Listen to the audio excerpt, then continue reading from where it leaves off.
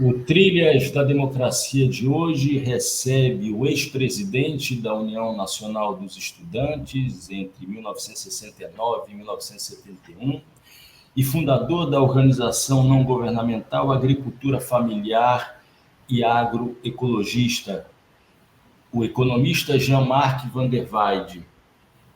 Jean-Marc, seja muito bem-vindo ao Trilhas da Democracia, é um prazer recebê-lo para ouvir a respeito de um tema que lhe é muito caro, que é a agricultura familiar, a agroecologia e a necessidade de preservação do meio ambiente no terceiro governo Lula. Seja muito bem-vindo, Jean-Marc.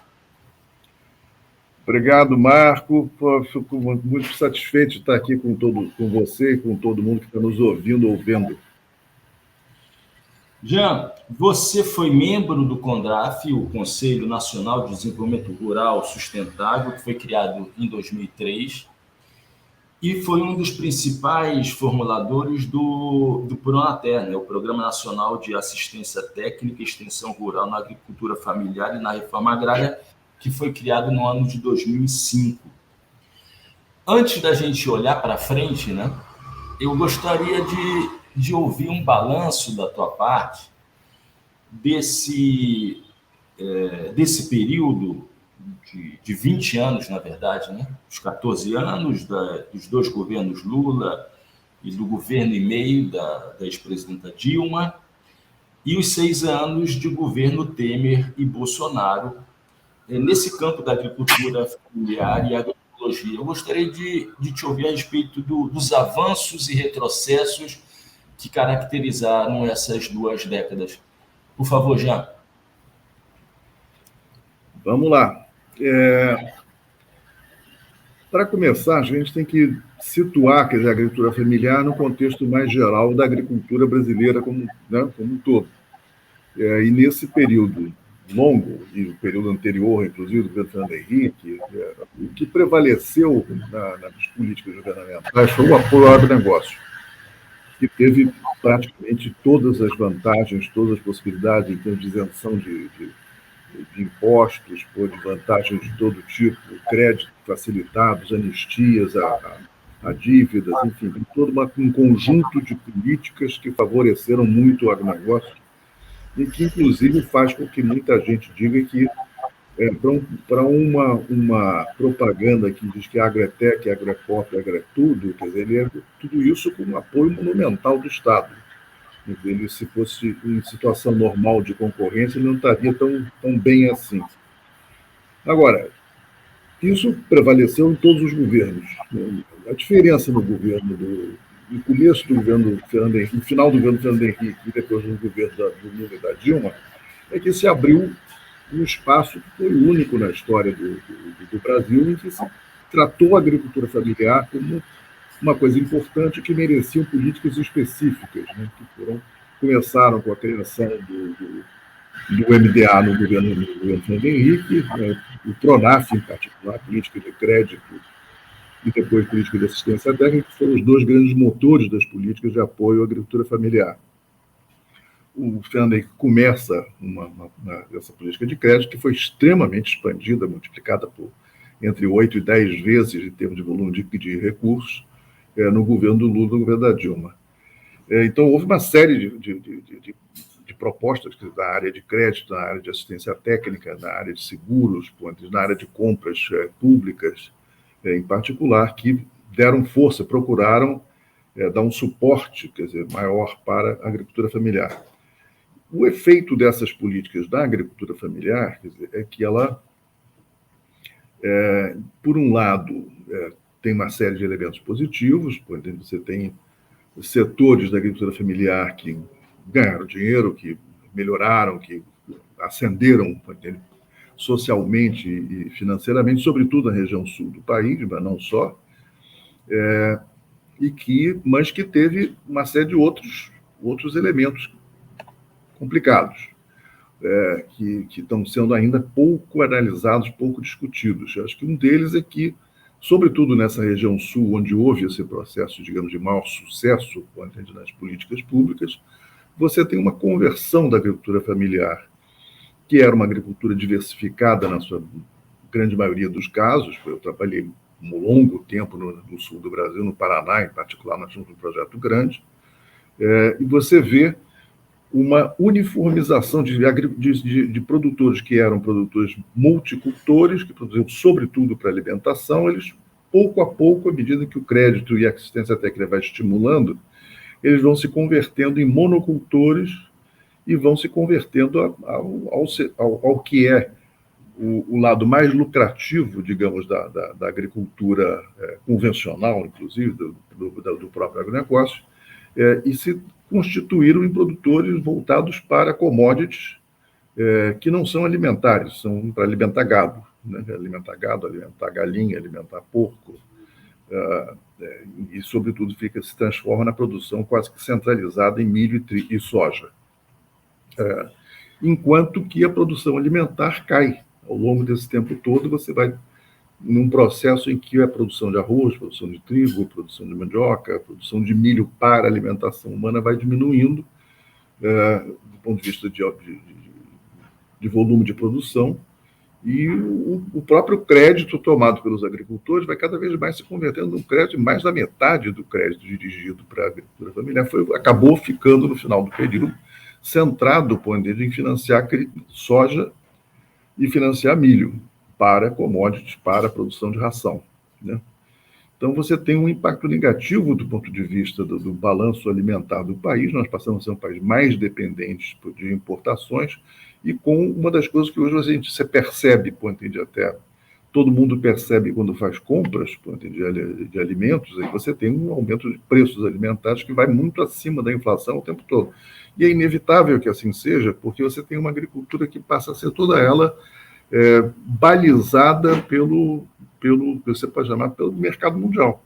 Então, à medida que os preços sobem e subiram muito no mercado mundial para essas commodities, isso arrasta o conjunto dos preços no Brasil na mesma direção. Então, você tem uma dificuldade grande aí, quer dizer, um dos problemas que nós temos a resolver, muito significativo, é que a produção é insuficiente para o consumo nacional, sobretudo se você fizer uma política forte de financiar o consumo alimentar dos mais pobres. Isso vai ser uma coisa absolutamente necessária. Você não consegue fazer isso sem ampliar a oferta de alimentos a um preço razoável no mercado nacional. Então, você tem que mexer com as duas coisas. Não dá para você pensar, eu acho que isso foi um dos erros da política do Lula e da Dilma naquele período, em que você pode tratar a agricultura familiar e agronegócio como duas coisas que podem funcionar, operar no mesmo espaço nacional, espaço produtivo, como se elas não tivessem relação uma com a outra. E tem relações indiretas e diretas, que afetam a agricultura familiar em particular. Predomina sempre a lógica do agromercado. Então, acho que isso aí tem um efeito mais importante que eu acho que a gente tem que constatar, é o seguinte: se você vai analisar os censos de 2006 e de 2017, você esbarra numa verificação que é preocupante, é que, apesar do esforço de reforma agrária feito naquela época, nesse período em que 400 mil famílias foram instaladas no campo, outras...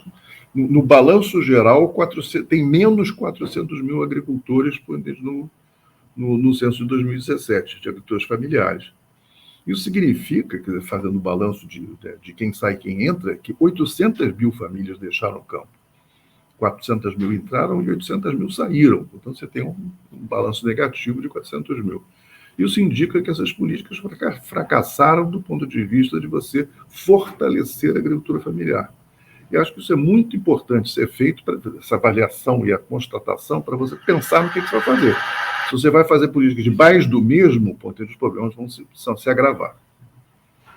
E a que você atribui essa reviravolta no êxodo, né? Quer dizer, na verdade, esse êxodo dessas famílias, dessa população que provavelmente migra para as grandes cidades, né?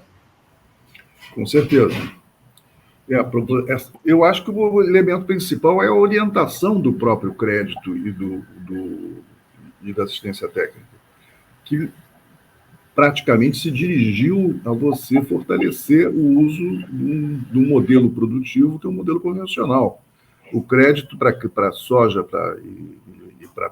e para milho, entendeu? O crédito em geral, quer dizer, foi utilizado para compra de insumos, para insumos químicos, adubo químico, agrotóxicos, etc., para compra de sementes desenvolvidas por empresas e para uso e para mecanização pesada.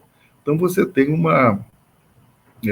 isso coloca essa agricultura familiar, quer dizer, com gastos muito maiores do que podia ter, apesar da facilidade de crédito e seguro e uma série de coisas, mas que tornou essa agricultura endividada. Eu vou dar só um dado para você, o seguinte, que eu acompanhei de perto. Todos os anos você tinha, nos governos da Dilma, você tinha entre abril e maio, os movimentos sociais faziam grandes pautas de negociação com o governo.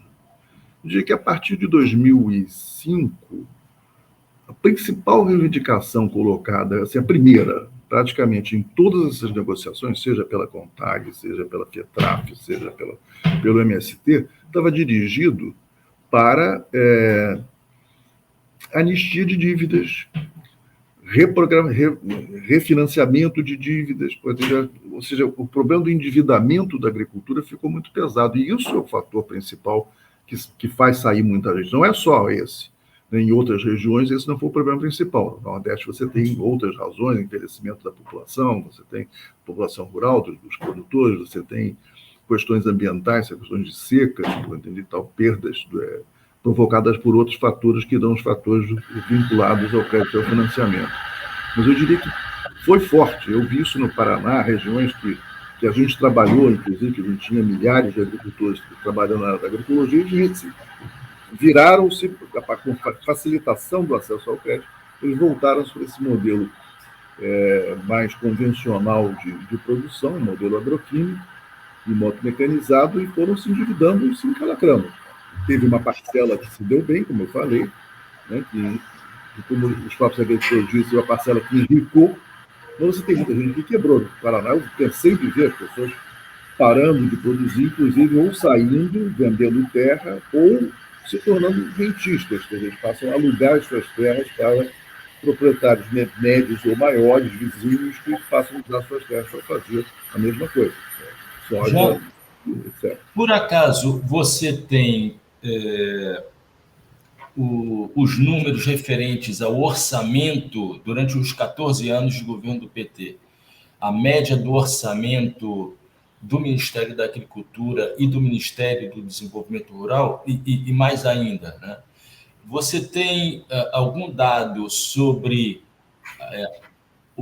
a quantidade, né, o valor das isenções fiscais na área do agronegócio e os incentivos na área do agronegócio, mas também na agricultura familiar? Tu tem esses números?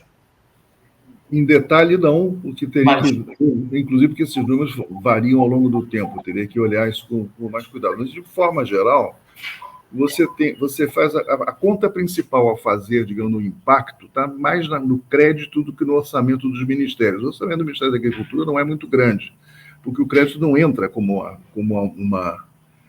uma despesa orçamentária. Agora, o crédito o crédito facilitado para o agronegócio, ele é um crédito que vai para 200 bilhões, 250 bilhões, até mais.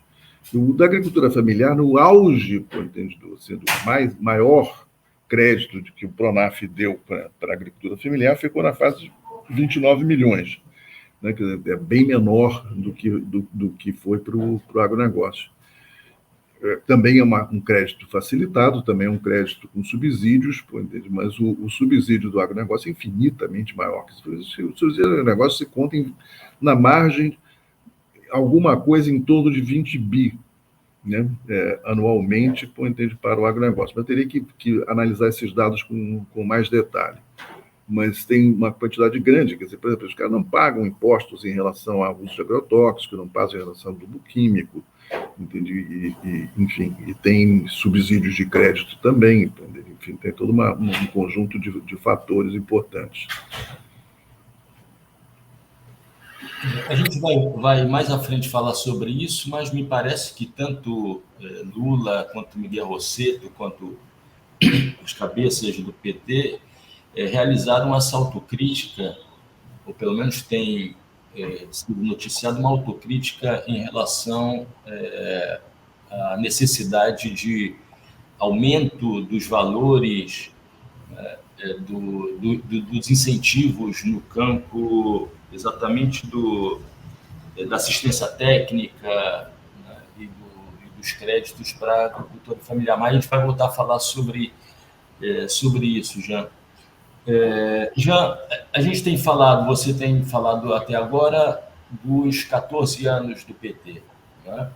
Feito referência também à criação do MDA, que se deu do MDR que se deu no governo Fernando Henrique, e quando Temer, né, assume a presidência da República, já toma medidas muito duras, inclusive a extinção do Ministério.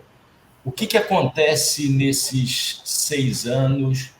Que destruição, qual a dimensão da destruição que foi feita no decorrer desses 6 anos de governo Temer e Bolsonaro? Por favor, Jean. Olha, se você for pensar em termos do apoio ao agronegócio, aí simplesmente extrapolou tudo e mais alguma coisa a favor do agronegócio. Quer dizer, a liberação total de agrotóxicos, a quantidade de agrotóxicos que se for liberado ano a ano, chegou a ter mais de 1.000 novos agrotóxicos liberados em períodos muito curtos. Você tem ampliação de créditos, enfim, tem toda uma série, enfim, a repressão a qualquer tipo de movimento por acesso à terra. Enfim, você tem uma desarticulação total e as políticas voltadas para a agricultura familiar. O que sobrou das políticas que estavam dirigidas para a agricultura familiar foi tudo que tinha a ver com o crédito. O Pronaf se manteve, aquele Pronaf que financiava o agronegocinho continuou bombando, né? Agora, tudo mais que era dirigido às questões voltadas para a agroecologia, ou voltadas para a agroflorestação, ou voltadas para, enfim, manutenção da biodiversidade, enfim, em relação à questão da preservação das sementes crioulas, tudo isso passaram um rodo por cima, entende? Sobrou praticamente nada. A política de assistência técnica, entende? Que era bastante diversificada no governo Lula e Dilma, onde você tinha uma presença significativa de organizações de assistência técnica não governamentais, que na grande maioria estavam voltadas para a agroecologia, passaram o rodo. Isso não acabou completamente. E eles voltaram a fortalecer principalmente a assistência técnica das ematéries, que são, na grande maioria dos casos, coisas mais convencionais. Em alguns estados, não foi bem o caso, Ceará, o próprio Distrito Federal, em alguns outros governos estaduais, você manteve alguma coisa de assistência técnica voltada para a agroecologia, mas foram coisas relativamente pequenas. Então, acho que isso foi o principal nesse período. Já na contramão, né, desses retrocessos, e particularmente nos 2 anos de pandemia da Covid, a atuação do MST principalmente, mas também do MTST, na distribuição de alimentos oriundos da agricultura familiar, foi impressionante, né? Quer dizer, para além disso, a rede construída de armazém do campo, né, a cozinha solidária. Eu queria agora te ouvir a respeito de como esse potencial, enorme potencial, que, volto a dizer, saltou aos olhos durante os 2 anos da pandemia, pode ser potencializado, pode gerar um crescimento ainda maior, tanto em termos políticos, sociais, técnicos, nos próximos 4 anos de governo do presidente Lula. Por favor, Jean. Olha, essas experiências que foram desenvolvidas, né, pelos movimentos sociais, e também por uma série de organizações não governamentais, entre as quais a SPTA, onde eu fundei e trabalhei durante 40 anos, foram muito importantes do ponto de vista de constituir, digamos, uma reserva de experiências que podem ser potencializadas para o futuro. Mas aquilo foi um movimento de resistência, quer dizer, na verdade, eu diria até que provavelmente a gente não conseguiu sequer salvar aquilo que a gente já tinha acumulado, né? O peso do movimento agroecológico diminui nesse tempo. Claro, perdeu uma série de condições operacionais importantes, se reduziram em termos da sua capacidade de trabalho no campo, de apoio, de suporte à agricultura familiar.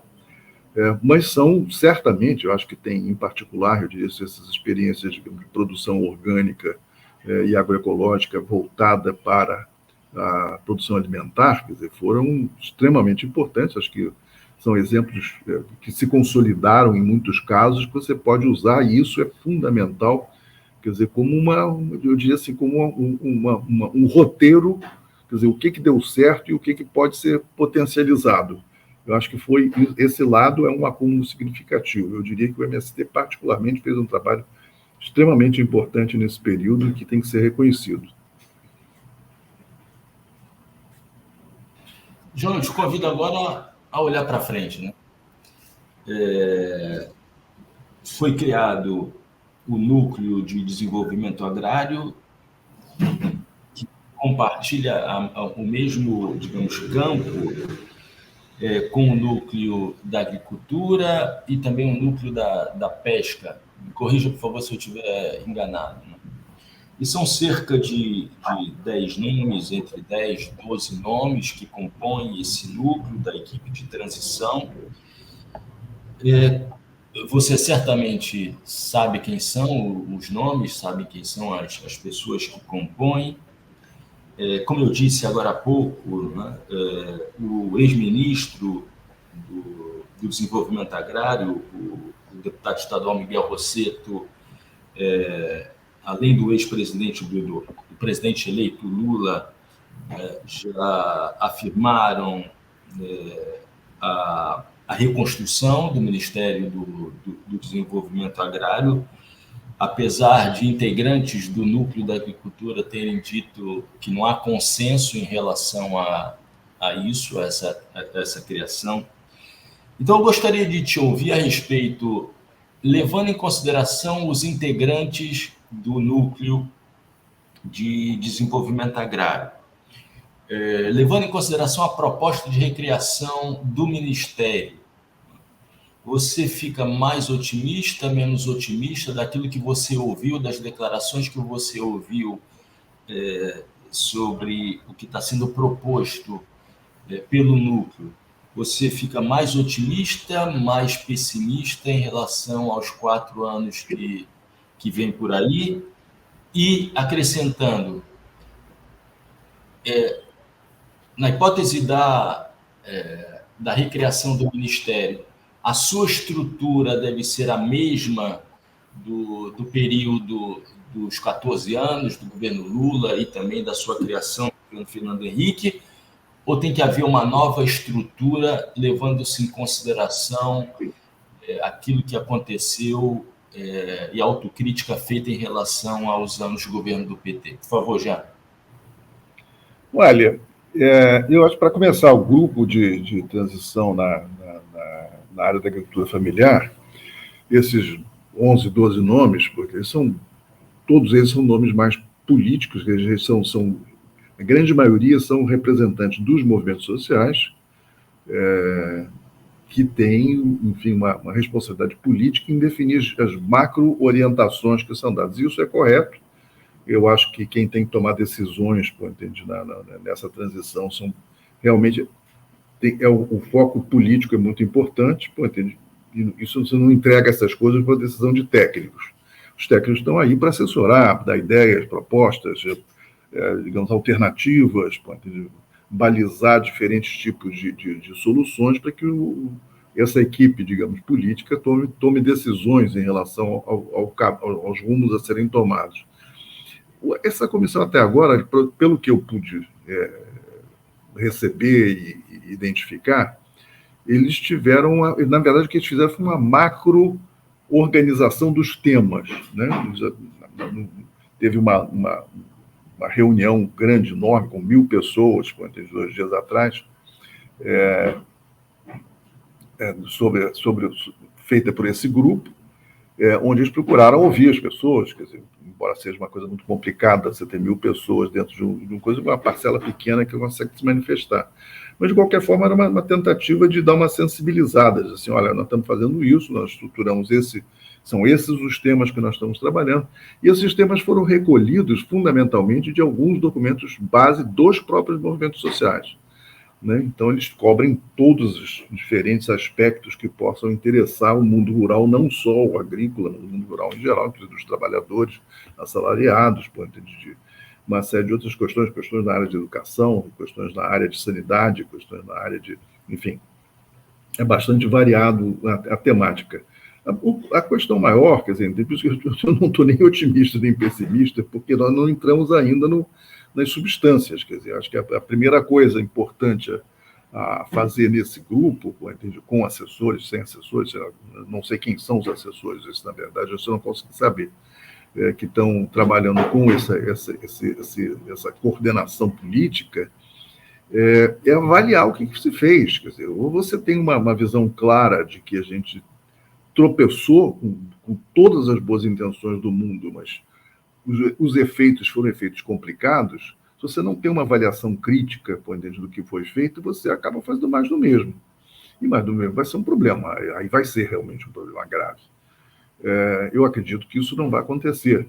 Né? Eu tenho fé que isso aí vai ser aprofundado, vai ser balanceado mais a fundo. Até porque eu diria que esses movimentos sociais, ao longo do tempo, se eles começaram sem muita visão clara, no começo do governo Lula, em 2003, sem muita visão clara dos impactos possíveis do que estava sendo feito, quer dizer, de um crédito que estava voltado mais para uma agricultura convencional, que estimulou o agronegocinho, com o tempo eles foram adotando uma visão muito crítica. O MST foi o primeiro a chegar a dizer, não, peraí, não é esse o caminho, quer dizer, o caminho do fortalecimento da agricultura familiar é você adotar a agroecologia. Então nós temos que ter políticas que reforcem isso. Mas daí a você transformar essa constatação, digamos, macropolítica em orientações de política concreta, assim, de crédito, de assistência técnica, de conservação de biodiversidade, etc., etc., tem um passo que não é pequeno, até porque a própria formulação das propostas políticas tem uma série de problemas. Nós tentamos, a Articulação Nacional da Agroecologia, eu representei a SPTA ou a ANA no CONDRAF durante muito tempo, a gente tentou passar uma série de propostas que eram voltadas para a agroecologia. No crédito, por exemplo, foi criada um crédito para a agroecologia, uma modalidade do PRONAF. Depois teve um crédito mais específico voltado para o semiárido, também dirigido para a agroecologia. Teve um terceiro que era voltado mais para questões das áreas florestadas, né, se chamou PRONAF Floresta, e que foi esse aí perdeu-se completamente, ele virou depois uma coisa que se chamou até de uma forma irônica de o PRONAF Pinos e PRONAF Eucalipto, né, porque praticamente foi isso que ele estimulou, plantio de pinos e eucaliptos nas áreas da agricultura familiar. Mas essas propostas de crédito foram muito complicadas, porque as equipes que trabalhavam com crédito PRONAF não entendiam nada de agroecologia. A gente dialogava com eles, sugeria, falava, e o que acabava saindo eram questões que eram muito limitativas. Tanto é que essa proposta de crédito agrícola foi muito pouco acessada pelos agricultores. Eles tinham uma série de problemas do ponto de vista de formulação que levaram a ser praticamente nula utilização pelos agricultores. Então, é preciso rediscutir todas essas políticas. Né, as políticas de crédito, a política de ATER, que foi a que mais foi longe na definição, quer dizer, de uma política voltada para a agroecologia, ao ponto em que, na verdade, se eu for pegar formalmente o que foi definido no MDA como política de ATER, é uma política de agroecologia, era voltada para a promoção da agroecologia. No entanto, na prática, isso não funciona assim, até porque não é uma coisa fácil de funcionar assim. Porque você tem uma série de elementos que são condicionadores. Para você fazer uma política de terra agroecológica, você tem que ter técnicos formados em agroecologia capazes de levar isso à prática, capazes de lidar com os agricultores de uma forma correta. E se fez uma tentativa de formação de técnicos e tal, que foi uma coisa importante, chegaram a participar quase 6 a 7 mil, acho que até 8 mil técnicos participaram em curso, mas era um curso de 40 horas. Você não forma um técnico que passou 5 anos na universidade aprendendo sistemas convencionais e métodos convencionais de assistência técnica, e em 40 horas você transforma isso tudo num cara capaz de promover técnicas da agroecologia e metodologias compatíveis com a proposta agroecológica. Então, tem um problema real. Você não pode pensar que você vai simplesmente, com uma definição de política, que você transforma tudo por uma decisão de política. Você tem elementos que você tem que pensar com o tempo, né? Você tem que pensar em transições, em processos de transformação que são paulatinos. Se você faz isso na marra, você tenta fazer de uma hora para outra, você pode dar com os burros na água completamente. Até porque tem um primeiro ponto, é o seguinte: a agricultura familiar, na sua grande maioria, os agricultores eles não estão tão conscientes do que é agroecologia. Eles não têm um conhecimento em relação a isso, não estão demandando uma assistência técnica agroecológica. E você tem que convencê-los, você tem que mostrar que as vantagens dessa proposta, e isso exige tempo, exige um processo digamos assim, de agregação paulatina de novos. Nós tivemos nossa maior experiência na área de promoção da agroecologia, que é o projeto da Borborema, na Paraíba. A gente começou com 300 agricultores, a gente tinha 3 mil. Né? Mas isso se fez em 15 anos, que você não fez isso do dia para a noite. É verdade que nós não tínhamos todos os recursos para fazer isso de uma forma mais acelerada, tinha uma série de limitantes que a gente teve que enfrentar, nós somos a contracorrente das políticas dominantes. Mas, mesmo com apoio mais favorável, isso aí esbarra em problemas. E a própria política de ATER, só para terminar, que foi formulada, quer dizer, na hora quando chegamos ao ponto, já depois que foi feita a lei de ATER e que foi modificado o sistema de financiamento da assistência técnica e extensão rural, nós acabamos esbarrando em problemas terríveis, que castraram, inclusive, praticamente todas as metodologias participativas que estavam sendo empregadas pelas organizações não governamentais.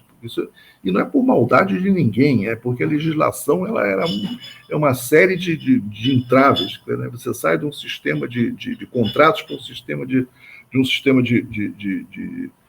projetos para um sistema de contratos, de convênios para contratos. Os contratos têm uma série tem vantagens, que você deixa de ter problemas do ponto de vista de prestação de contas, que eram extremamente enrolados, para você passar a ter problemas de execução, que eram muito, muito enrolados.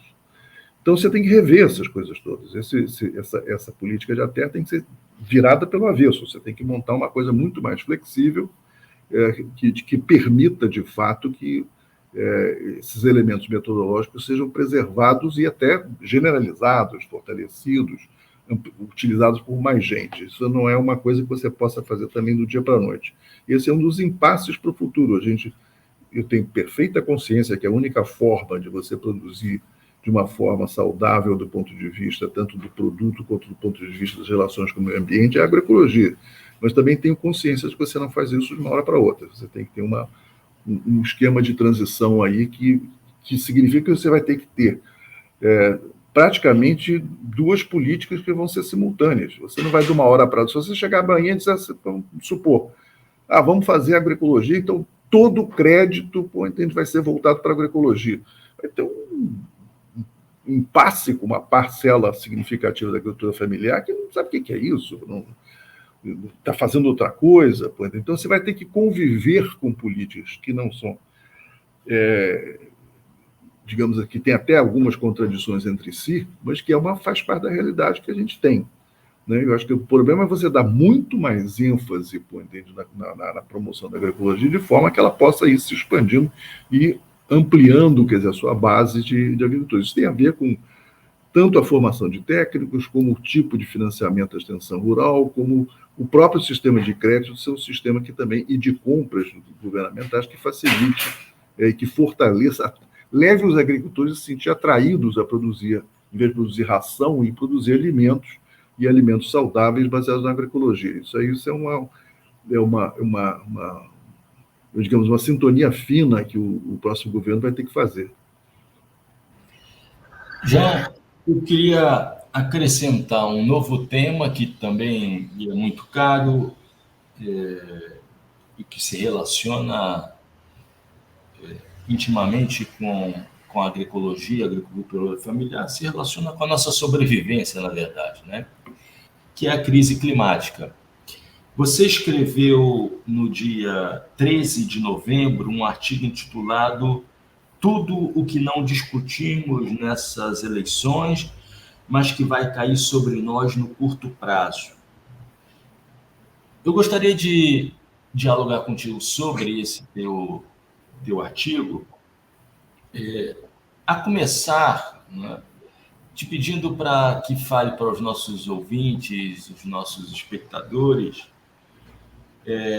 da gravidade da situação que você trata no assunto, do aumento da temperatura na Terra em 1 grau centígrado da Revolução Industrial até o presente momento. Qual é a gravidade desse aumento que não apenas os negacionistas, mas o senso comum acha que seja alguma coisa de menor relevância, né? Porque durante o dia, durante as estações, a variação é muito maior do que 1 grau. Por favor, Jean, de maneira bem didática para os nossos espectadores. A questão do indicativo de temperatura média mundial é uma coisa que deixa as pessoas meio digamos, atônitas, porque assim, pô, que estão tão preocupados com o aumento de 1 grau? Porque não é um aumento de 1 grau em um dia ou de uma estação para outra, é um aumento da temperatura média da Terra, né, da Terra e dos oceanos, pô, entende? Num período muito mais longo. Né? Então, quando você passa de 1 grau, né, a gente já passou de um aumento de 1 grau, e esse aumento de 1 grau é aumento referido aos meados do século XIX, quando começa a Revolução Industrial. Então, a emissão de gases de efeito estufa começa a acelerar muito daquele período para cá e a temperatura começa a subir regularmente, com oscilações, não é um negócio que vai né, aumentando dia a dia. Com oscilações para mais, para menos, para aqui, para lá, mas, enfim, a curva vai sempre para cima. E as emissões de gases de efeito estufa, já a essa altura do campeonato, com os gases que já estão no ar, quer dizer, que não vão, a não ser que você consiga um mecanismo de retirada do CO2 e de outros gases de efeito estufa da atmosfera, e a agroecologia tem uma proposta em relação a isso, ela consegue fazer uma recuperação de carbono muito forte, você tem a tendência é que o que já está no ar vai levar a temperatura para 1,5 grau até 2030. Isso pensando que os primeiros cálculos científicos no começo dos anos 2000, eles previam isso para 2050. Quer dizer, então, na verdade, já está antecipando esse processo. E já estão falando que em 2050 a perspectiva, se nada for mudado, a perspectiva é que nós vamos chegar a 2, 2,5 e 3, 3,5 em 2075. Né? E esse aumento de temperatura ele balança o sistema climático todo. Né? E é importante que as pessoas se deem conta de que isso não se dá. Quais são os efeitos desse tipo de coisa? É o que se chama, você cria uma situação de um clima de extremos, em que você tem períodos de extremas temperaturas e períodos de baixas temperaturas fortes, depois você tem tudo se multiplica e se amplifica. Né? Você passa a ter mais furacões, você passa a ter mais grandes tempestades, você tem o regime hídrico muda completamente, você passa a ter chuvas torrenciais concentradas e depois você tem períodos de seca prolongados. Tudo isso está se manifestando no mundo afora. Isso não é uma questão nova. Ela já 15 anos para cá, isso já vem se multiplicando e você vai tendo casos cada vez mais repetidos por ter esses fenômenos acontecendo. Então, os cientistas já chegaram à conclusão, o IPCC, o Organismo das Nações Unidas que estuda esse tipo de problema, já disse, olha, nós estamos caminhando para um holocausto, estamos caminhando para uma situação de extrema gravidade em que, se nada for feito, a própria habitabilidade do planeta começa a virar uma coisa difícil, e você começa a ter impactos em todas as direções. Um dos primeiros impactos é a própria agricultura. A agricultura ela se desenvolveu ao longo de 10 mil anos, desde até mais, 12 mil anos, desde 10 mil a.C., com uma temperatura média mundial relativamente estável e muito apropriada, muito, ela coloca condições muito favoráveis para o crescimento e a expansão da agricultura. E você muda esse negócio e muda muito rapidamente. A mudança rápida também é um outro problema, que você tem mais dificuldades de adaptação. Então, o impacto na agricultura é muito grande, você tem perdas de produtividade, você tem perda de colheitas inteiras em função de secas ou inundações. Então, você já tem o choque sobre a produção agrícola mundial já é constatado, já é verificado claramente. Uma das razões pelas quais você tem uma tendência de subida de preços agrícolas no mundo de uma forma praticamente constante. Então, essa questão climática, ela é gravíssima, a gente tem que pensar rapidamente como é que a gente pode enfrentar. Aqui no Brasil nós somos o quarto maior contribuinte para emissões de gases de efeito estufa no mundo, comparando com os Estados Unidos, China e Índia. Pronto, eu gostaria agora de recuperar a parte final desse teu artigo, em que você apresenta pelo menos 3 propostas, né, para a realidade brasileira, para serem implementadas pelo governo Lula, pelo terceiro governo Lula. Eu gostaria de ler 2 parágrafos, né, que estão na parte final do texto, e abro aspas. Para nós brasileiros que estamos nos livrando do negacionismo ambiental e climatológico que estava no poder há 4 anos, ganhamos espaço para fazer o que tem que ser feito. Em primeiro lugar, e isto Lula já prometeu para a Amazônia, Lula também prometeu fazer o reflorestamento das áreas degradadas. Como ele falou em 100 milhões de hectares, ele deve estar se referindo a algum bioma específico, porque em termos nacionais, esse número sobe para quase o dobro. Vamos precisar contar com um forte apoio financeiro do primeiro mundo, porque não temos recursos para tudo isso. Seguindo, para o desmatamento e a contaminação dos rios pelo garimpo na Amazônia vai ser uma operação de guerra e espero que o Lula saiba onde está se metendo. A área onde se encontram essas operações ilegais está fora do controle do Estado e conta com uma população de centenas de milhares de trabalhadores desesperados que apostam suas vidas nesta economia de destruição. E estão, como já se viu mais de uma vez, armados e ousados, com patrocínio de organizações do tráfico de drogas. Vai ser preciso dar alternativas de renda para os trabalhadores ou eles vão virar a base de combatentes defendendo os lucros dos peixes grandes. Então, a primeira proposta seria essa do combate ao desmatamento, a segunda do enfrentamento daquilo que é feito nas áreas de mineração, de garimpo ilegal, e a tua terceira proposta, que talvez seja, se é possível falar isso, né, Jean, a mais ousada, né? Uma meta de redução das emissões de gases para além do desmatamento. E fazer com que isso seja um exemplo para o mundo. Eu te pediria para aprofundar essas tuas propostas e te perguntando, a vontade política é suficiente para levar à frente, para levar a cabo essas tuas propostas? Por favor, Jean. A questão do desmatamento é o seguinte, eu falei, o Brasil é o quarto maior emissor de gás de efeito estufa e o perfil das emissões no Brasil tem muito a ver com o agronegócio. né? O principal, praticamente metade, um pouquinho mais da metade das nossas emissões de gás de efeito estufa vem do desmatamento e das queimadas, né? Que não é só na Amazônia, né?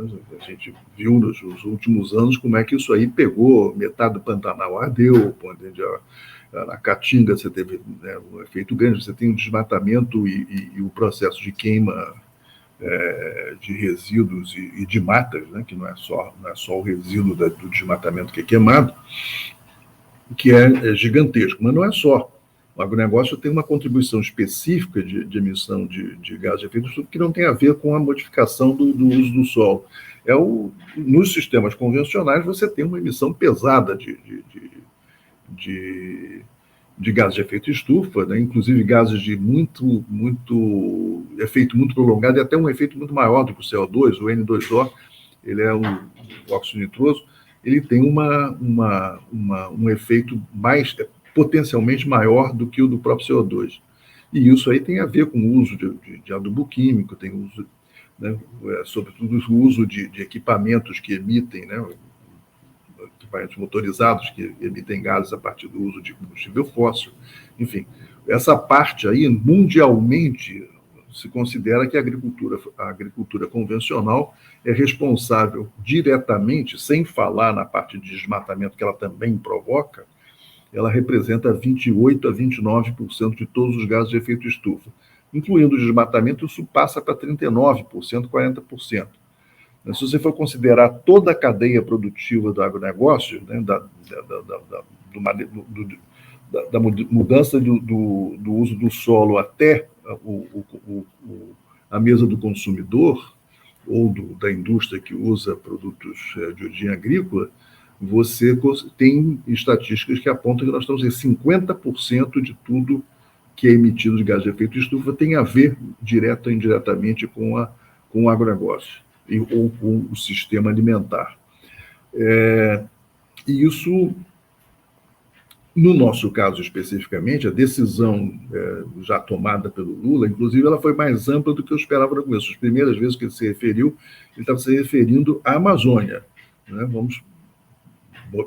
Desmatamento zero na Amazônia. Ele está falando também de desmatamento zero em todos os biomas. Eu acho que isso é uma coisa extremamente importante, até porque a expansão para os outros biomas, a aceleração da destruição dos outros biomas foi muito grande nesse período também. Então, acho que esse é um primeiro aspecto importante. A segunda coisa que ele falou, que também é um elemento chave, que eu venho batendo há muito tempo, é que você tem o processo de reflorestamento, é um processo fundamental, primeiro porque ele reabsorve gases de efeito estufa, né? Ele tem um efeito positivo gigante. Quer dizer, quando o Lula fala em 100 milhões de hectares, na verdade foi isso que eu escrevi ali, vamos reflorestar 100 milhões de hectares. 100 milhões de hectares ele deve estar se referindo à Amazônia, porque se você for incluir os outros biomas, isso praticamente dobra, né? Então, eu não sei muito bem se isso é um número que ele usou num determinado momento ou se isso faz parte, se a questão do reflorestamento vai ser uma coisa mais ampla do que na Amazônia. Mas isso não é uma coisa fácil de fazer, isso tem um custo alto, você tem que envolver, e dependendo de como é que você faz também, né? Porque muitas vezes o próprio agronegócio brinca com essa história, brinca, entre aspas, com essa história do reflorestamento, diz assim, não, nós somos a favor, vamos plantar pinos e eucalipto, isso é negócio, isso é um investimento, mas essa não é a boa solução. A boa solução é reflorestamento dos biomas tais como eles eram, entendeu? É o reflorestamento natural, né? Você não é simplesmente substituir uma floresta diversa, amplamente diversa, mega diversa, inclusive no caso da Amazônia, por um cultivo contínuo de pinos ou eucaliptos. Então, acho que a proposta tem que ser aprofundada, mas acho que é extremamente importante. Agora, eu acho que tanto para o desmatamento zero como para o reflorestamento maciço, é o tipo de coisa que o mundo está pronto para financiar. Entendi? Que é um tipo de coisa que certamente, tanto por empresa privada, por gente que está pagando crédito de carbono, entendi? Que não é exatamente uma solução muito interessante, mas que pode ser usada nesse caso, eu acho que tem um potencial grande que essas coisas funcionem. Agora, como é que isso vai funcionar concretamente, no caso da Amazônia em particular, esse caso que eu citei ali, é que você tem uma região, e isso foi mais do que exemplificado no assassinato dos dois ambientalistas que estavam, do IBAMA e o repórter, o jornalista inglês, você tem a exemplificação de que você está num mundo em que o Estado desapareceu. Quer dizer, e mais ainda, o que tem de Estado na região, quer dizer, ele é cúmplice. Prefeitos, delegados, polícia, todo mundo está dentro, fazem parte do mesma coisa, do mesmo universo.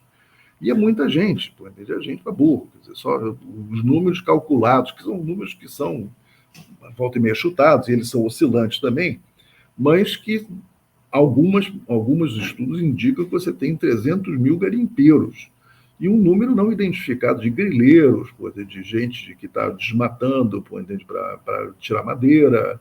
Né? Você tem que ter uma noção de que a madeira brasileira, 50% da madeira brasileira é ilegal, a que é vendida, exportada, etc. É ilegal.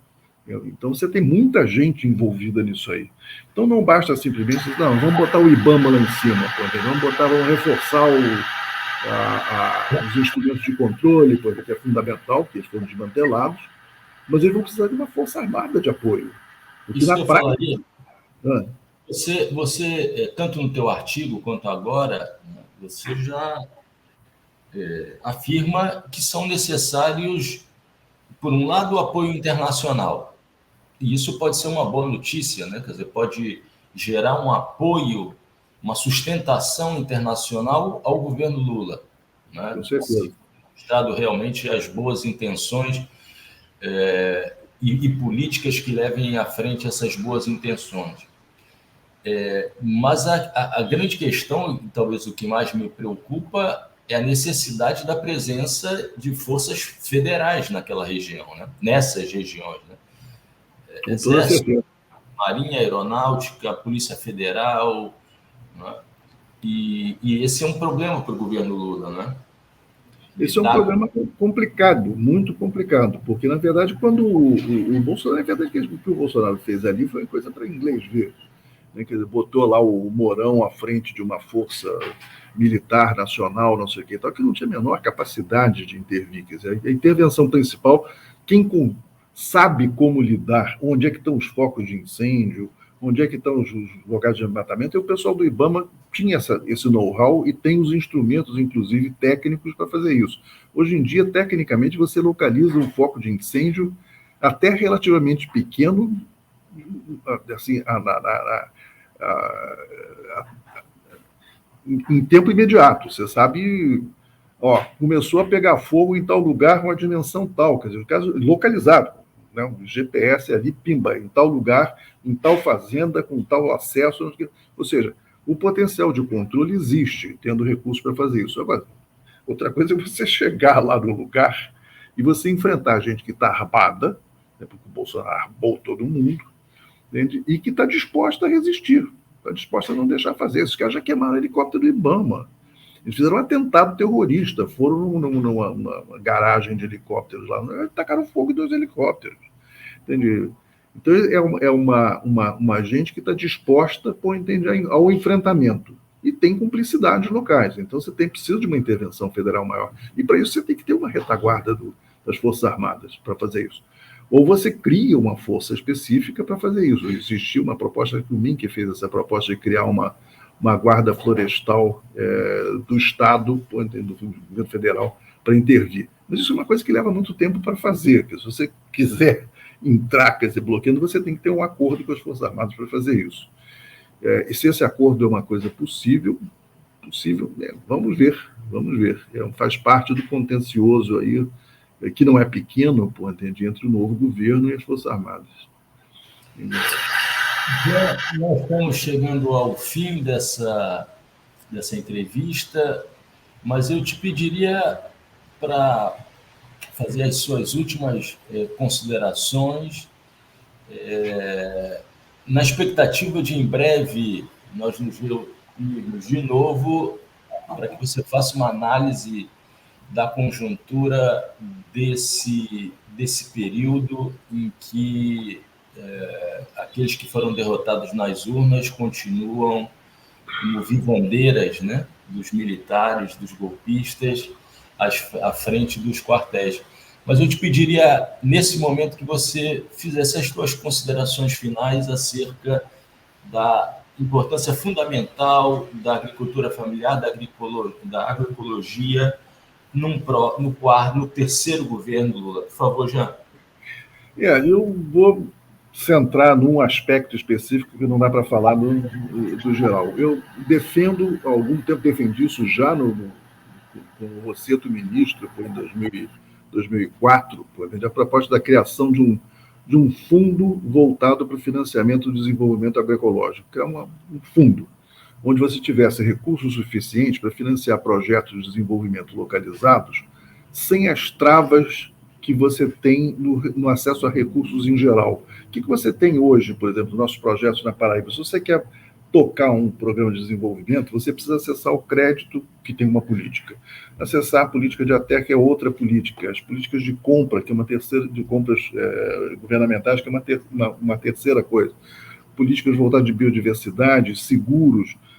É um emaranhado de políticas que tem orientações diferenciadas, não tão pensadas para a agroecologia, e que dificilmente serão, enquanto políticas universais, quer dizer, que é para todo mundo, você pensar que elas vão ser aplicadas, dirigidas estritamente para a agroecologia. Portanto, para fortalecer um processo de transição, talvez a fórmula mais correta seja você criar um fundo, tal como tem uma experiência em curso, inclusive, que a gente conseguiu fazer no final do governo da Dilma, com o Banco do Brasil e com o BNDES, que chamou-se o projeto Ecoforte, que financia projetos com essa pretensão. Não tem muito recurso, mas ele tem uma orientação interessante, porque você coloca uma massa de recursos que o projeto usa para crédito, para seguro, para assistência técnica, para compras, o conjunto das coisas que são importantes para que um projeto de desenvolvimento avance.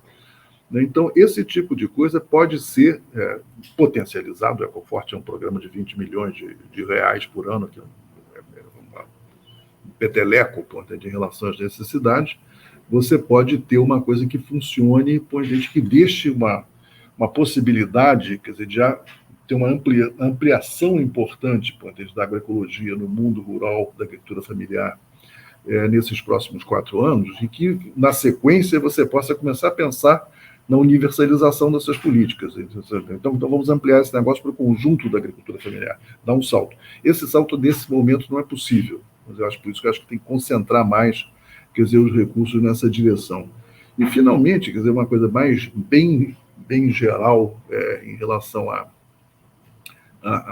esse futuro, que eu digo o seguinte: a correlação de forças em que o Lula está operando é muito negativa. Ele tem o balanço desse momento é infinitamente mais difícil do que foi nos anos 2003, 2016, quer dizer, quando a Dilma cai. Você tem a pressão do agronegócio vai ser uma coisa assim, constante, por entender lá, eles são dificilmente, embora o Lula faça um esforço grande tentar dividir o agronegócio, trazer os razoáveis, por entender, essencialmente, no âmago do agronegócio, ele é o inimigo de tudo isso. Entende? Então, ele vai estar sempre ali chantageando, cobrando mais isso, mais aquilo outro. Se você for retirar os subsídios bolsais que eles têm, entende? Eles vão chiar para cacete, vai ter paralisação nas estradas, vai ter trator, vai ter isso, vai ter aquilo. É um mundo complicado. Para isso, a questão, para você sustentar esse governo, só tem uma coisa que a gente vai ter que fazer. A sociedade vai ter que ser diferente do que foi no período anterior, é que a sociedade vai ter que ser amplamente mobilizada. Uma das coisas que eu acho que foi complicada no período do governo Lula é que todo mundo passou a apostar assim: o governo faz. O governo vai fazer, vai resolver, e todo mundo fica mais ou menos na expectativa do que o governo faz, ou você fica tentando fazer com que o governo faça, você tenta intervir para que, não, vamos melhorar isso, eu fiz isso o tempo todo. No entanto, eu acho que a mobilização social vai ser primordial nesse período para você sustentar o governo.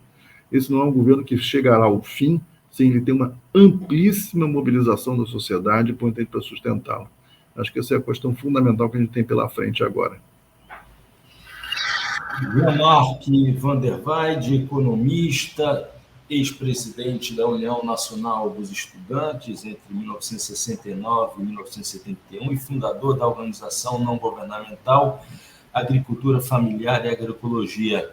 Muito obrigado, Jean, por essa riquíssima entrevista. E o Trilhas da Democracia volta na próxima semana para os 2 últimos programas desse ano, discutindo um tema que é também vital: Seguridade Social, com as professoras Aldaísa Scosati e Sara Graneman. Até lá.